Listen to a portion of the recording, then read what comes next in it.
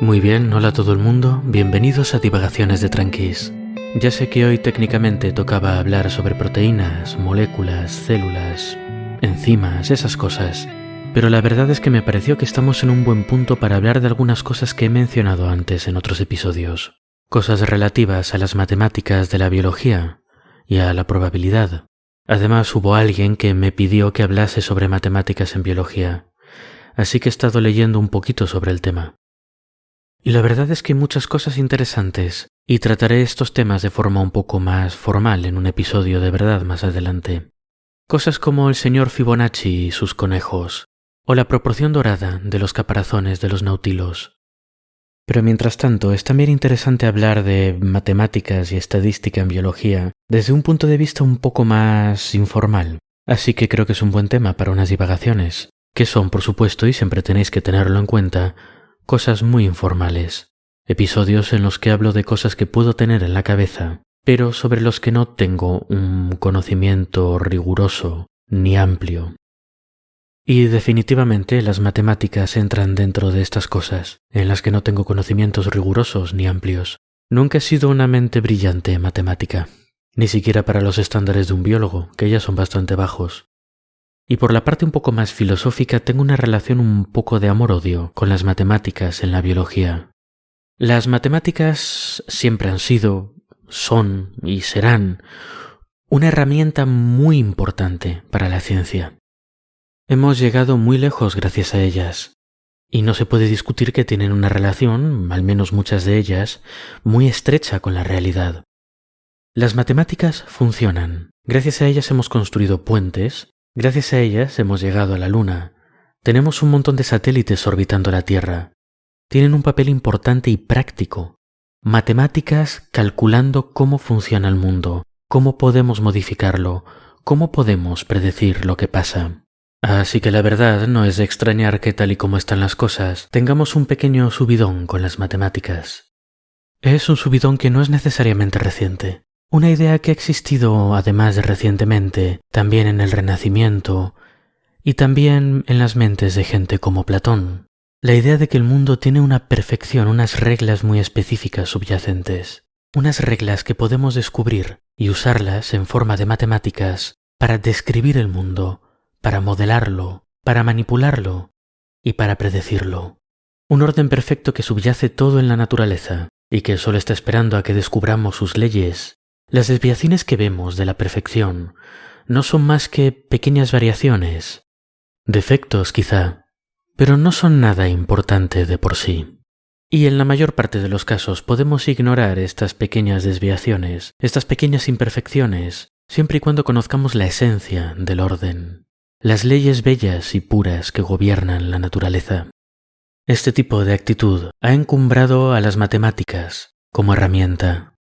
Nos ha llevado a poner mucha fe en modelos matemáticos, en cosas como el tiempo o el clima, la epidemiología, la economía. Tenemos mucha fe hoy en día en este tipo de modelos matemáticos, y cabe preguntarse si fe no es una palabra perfectamente adecuada. Al fin y al cabo hay que tener en cuenta que un modelo matemático no es la realidad. Tiene una relación con la realidad muy parecida a la relación que puede tener un mapa con el territorio que representa. No es una relación perfecta, y en muchos casos puede ser una relación horripilante.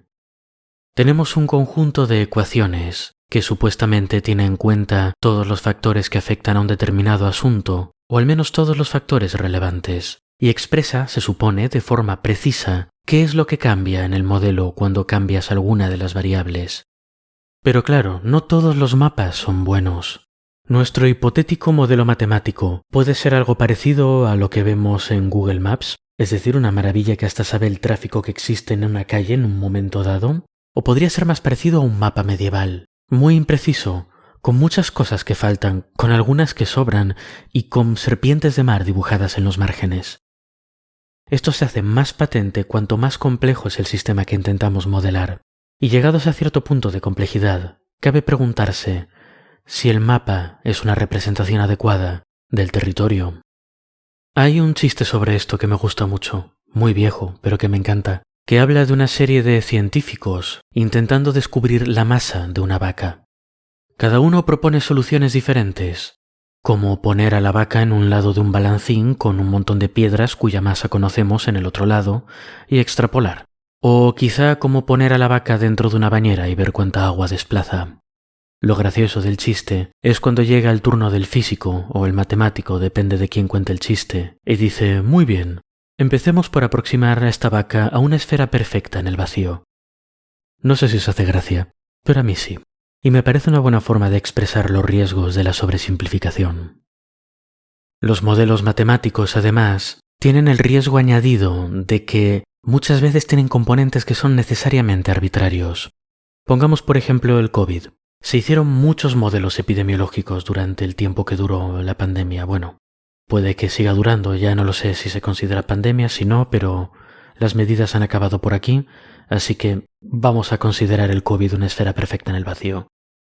El caso es que se hicieron muchos modelos matemáticos sobre el posible comportamiento del COVID. Pero claro, no conocemos el COVID, no sabemos cuánto se transmite, cómo de efectivas son las mascarillas, cuál es la letalidad real. Todo eso no lo sabíamos al principio, y muchas cosas quizás seguimos sin saberlas ahora, sobre todo con tantas variantes y tanto rollo. Esto quiere decir que cualquier modelo matemático que se hiciese tenía que aproximar como pudiese muchos parámetros de su modelo. No voy a decir inventarlos porque es una palabra muy fea, y había datos. Había datos previos de otros SARS, de otras enfermedades respiratorias, pero necesariamente se basaban en asunciones, en consideraciones arbitrarias, y no podemos saber que son correctas. En su momento ni ellos lo podían saber. Además, claro, tenemos el problema de la sobresimplificación. Tú puedes tener un modelo matemático de transmisión de enfermedades y decidir que el aislamiento reduce las posibilidades de contagio y la transmisión del virus en X. Así que simplemente coges esas pequeñas personas que en tu modelo no son más que numeritos, les cortas unas cuantas conexiones y recalculas. Eso está muy bien, pero no es la realidad. Y el problema no es que esos modelos sean malos o tengan limitaciones. No son necesariamente malos y efectivamente tienen limitaciones, pero no pasa nada. Todo tiene limitaciones en este mundo. El problema viene cuando se tratan como información perfecta y se usan para dictar política de forma ciega. Y eso no es algo que yo ahora me esté inventando de la nada. Hubo un manifiesto o una carta abierta de varios científicos en 2020 en la revista Nature que trataba este tema. Os dejaré un enlace en la descripción y un par de artículos en español que informan sobre ella. La carta hablaba de la necesidad de usar los modelos matemáticos e informar de ellos de forma ética y de no delegar en ellos de forma ciega la toma de decisiones políticas. Ya llevamos 3 años casi con este programa, y a estas alturas creo que ya os habréis dado cuenta, si habéis estado escuchando, que la ciencia no es perfecta. No lo sabe todo. Quedan muchísimas cosas que no sabemos, e incluso sobre cosas tan básicas, se supone, como el operón lactosa. Y en el caso de los modelos matemáticos es todavía peor, porque no siempre tienen todos los datos empíricos necesarios para respaldarlos. Y esto de nuevo no es un problema, siempre que se traten las predicciones y las proyecciones con el grado de certidumbre o incertidumbre que les corresponde. Y que los políticos no digan simplemente: ah, la ciencia, marca registrada, dice X, así que vamos a hacer X. Y tampoco deberíamos dejarles, porque eso entraña un riesgo muy grande. ¿Qué pasa si hay varios modelos matemáticos compitiendo, cada uno dando datos distintos? Y el político puede simplemente elegir el modelo que justifique lo que él quiere hacer de todas formas y decir que la ciencia le respalda y que por tanto sus decisiones son perfectamente éticas e indiscutibles.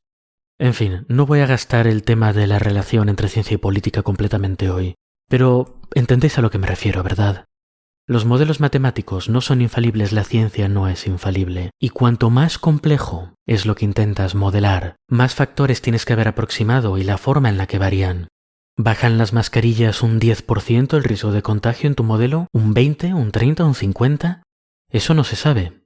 Eso lo tienes que asumir tú, a partir de los datos que hay en la literatura, que no son necesariamente completos, y tus propias percepciones y prejuicios. A medida que pasa la pandemia, por supuesto, puedes ir ajustando el modelo con los nuevos datos.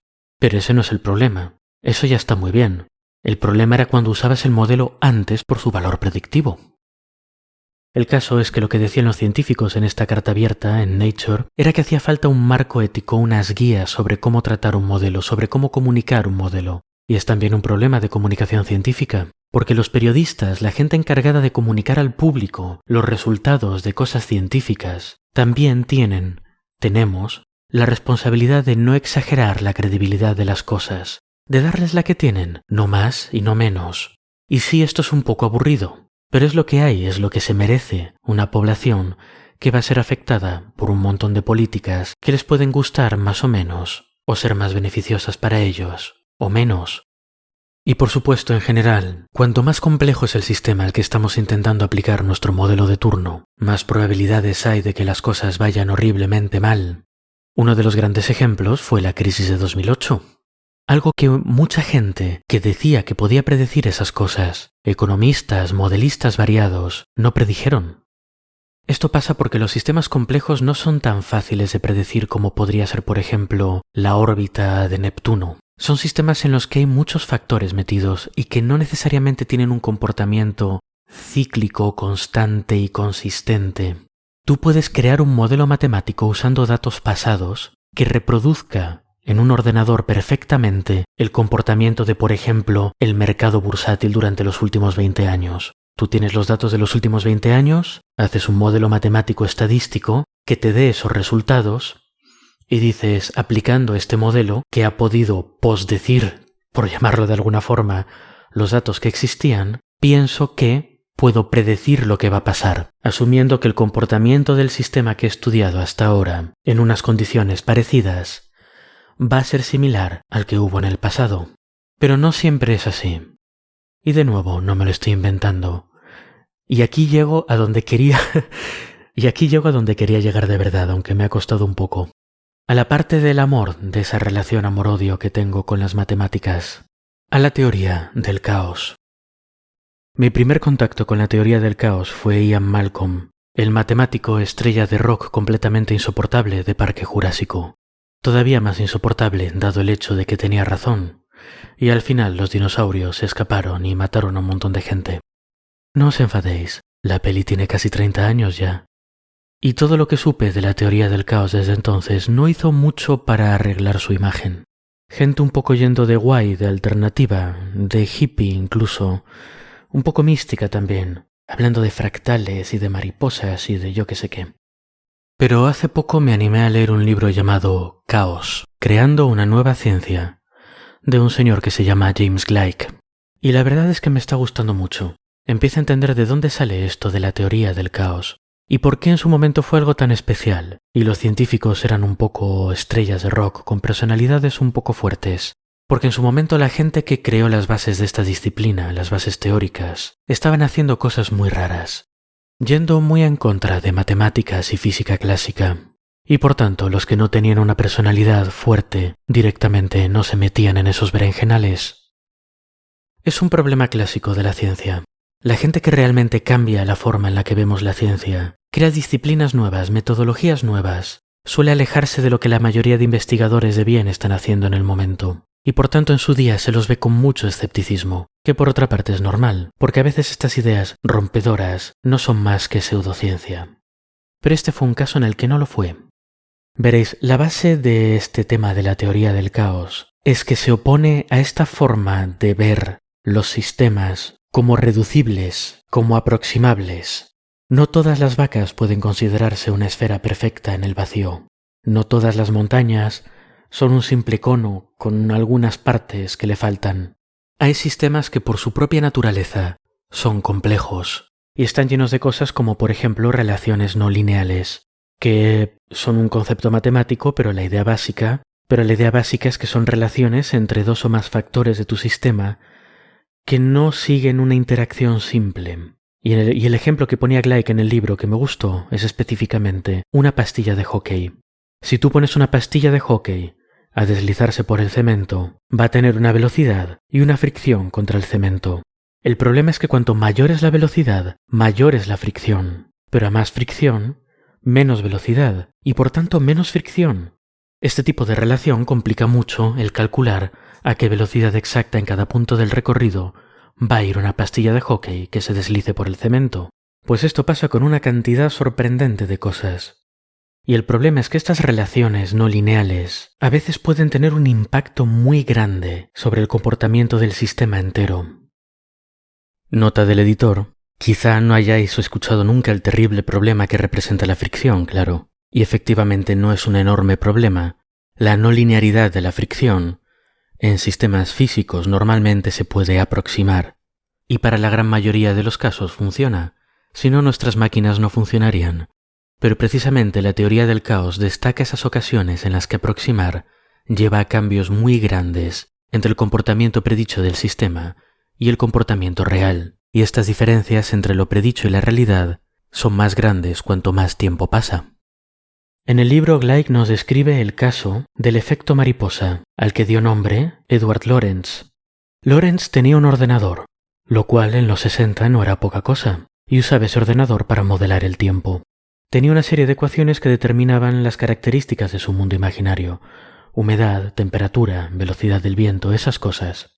Él empezaba poniéndole unos parámetros y dejaba el modelo correr, y el tiempo iba cambiando a partir de esas condiciones iniciales. Pues los distintos vientos subían o bajaban las temperaturas, subían o bajaban las humedades, lo cual a su vez podía cambiar el viento, y eso iba creando patrones, que se supone que tarde o temprano podían usarse en casos reales para predecir el tiempo. Pero Lorenz un día fue un poco perezoso. En vez de poner su modelo a correr desde el principio, introdujo a mano los valores de las variables que el modelo había tenido a medio camino el día anterior, para, digamos, ganar ese tiempo y seguir a partir de ahí. Para su sorpresa, con los mismos datos, el modelo se comportó de forma muy distinta, y eso fue porque había introducido un pequeño error de redondeo. Un error muy pequeño. Había redondeado 0,506127 a 0,506, una diferencia minúscula. Sin embargo, debido a la forma en la que funcionaba su modelo, el tiempo predicho cambió un poco al principio y luego cada vez más y más, hasta que una repetición del modelo y la siguiente no se parecían nada. La forma de describir esto, de forma un poco florida quizá, es el concepto del efecto mariposa. La idea de que un error de medida o de estimación tan pequeño que es equivalente al batir de las alas de una mariposa en, por ejemplo, Tokio, puede afectar significativamente al tiempo que hace en el otro lado del mundo. Por supuesto, de nuevo, esto es una exageración humorística, pero ilustra muy bien el principio que hay detrás de esto, que hay detrás de la teoría del caos. Hay sistemas que no son fácilmente modelables y aproximables mediante relaciones idealizadas. Esto quizá os suene obvio ahora, pero en su momento no lo era. La escuela de pensamiento normal es que si tú estabas modelando, por ejemplo, el tiempo, ese pequeño aleteo de la mariposa estaría compensado por el bamboleo de una brizna de hierba en otra parte. Hay una serie de ruido alrededor de tus datos, pero ese ruido tiende a compensarse y en general no afecta tanto al comportamiento del sistema. Nota del editor. Podemos resumir esto en que errores de estimación pequeños resultan en errores de predicción pequeños. Esa era la idea clásica. Y para muchos sistemas tienen razón. Para muchos sistemas funciona así, pero para los sistemas llamados caóticos no funciona así. Uno de ellos es el tiempo, otro de ellos son cosas como la economía, y por supuesto, la biología está llena de sistemas caóticos. La teoría del caos nos añade una dosis de realidad. Durante mucho tiempo se pensó que quizá el universo era determinista, que si tú podías conocer con la suficiente precisión todas las variables que podía incorporar un modelo del universo e hicieras correr ese modelo en un ordenador, podrías predecir a la perfección lo que iba a ocurrir en el futuro. La teoría del caos nos dice que, técnicamente, sí, pero que nunca vamos a tener esa precisión, y que cualquier pequeño desvío, cualquier pequeña imprecisión, cualquier pequeña interacción que nuestras ecuaciones no hayan tenido en cuenta, podrían cambiar el comportamiento de nuestro modelo de formas completamente impredecibles. Y esto a mí ya me suena más a biología. Ya me suena más a la idea que tenemos de un universo muy testarudo, de un universo mucho más complicado de lo que nos gustaría. Por eso quiero tomarme en serio el mensaje que nos dieron esos científicos en Nature, el mensaje que nos dieron las estrellas del rock de la teoría del caos. En este programa hablo mucho de evolución, de ecología a veces, y muchas de las cosas de las que hablo se basan en modelos. Hace poco también hablamos de la teoría de juegos, ¿verdad? Una serie de modelos muy ambiciosos, que intentan modelar comportamientos complejos. Y muchas veces la evolución también incluye modelos, se basan muchísimo en modelos. Si tenemos un alelo y este alelo da una ventaja de 0,1 de fitness y tenemos no sé cuántas generaciones y tenemos tanta variabilidad y tanta mezcla, ¿cuál será el resultado después de tantas generaciones? Ecología también mucho. Las interacciones entre depredador y presa, entre parásito y parasitado, la hipótesis de la reina roja de la que hablamos. Todas estas cosas se basan en modelos matemáticos de sistemas necesariamente complejos y caóticos. Eso no significa que sean inútiles. Nos abren muchas puertas conceptuales. Nos hacen pensar en qué direcciones podemos llevar nuestra investigación. De forma más importante, y esta para mí personalmente es la forma más adecuada y apropiada de usar un modelo matemático, nos pueden servir para construir una serie de predicciones que se puedan comprobar o falsificar de forma empírica, ya sea mediante experimentos o mediante observación. Pero no tenemos que considerarlos nada más que herramientas, y desde luego jamás la verdad absoluta. Aunque sea muy poético pensar en un mundo de formas perfectas, de belleza matemática convertida en belleza natural, la vaca no es una esfera perfecta, en un vacío. Es un animal de formas irregulares, de temperamento muy variable, y normalmente un poco maloliente. Hasta la próxima pues, y espero que hayáis disfrutado de estas divagaciones.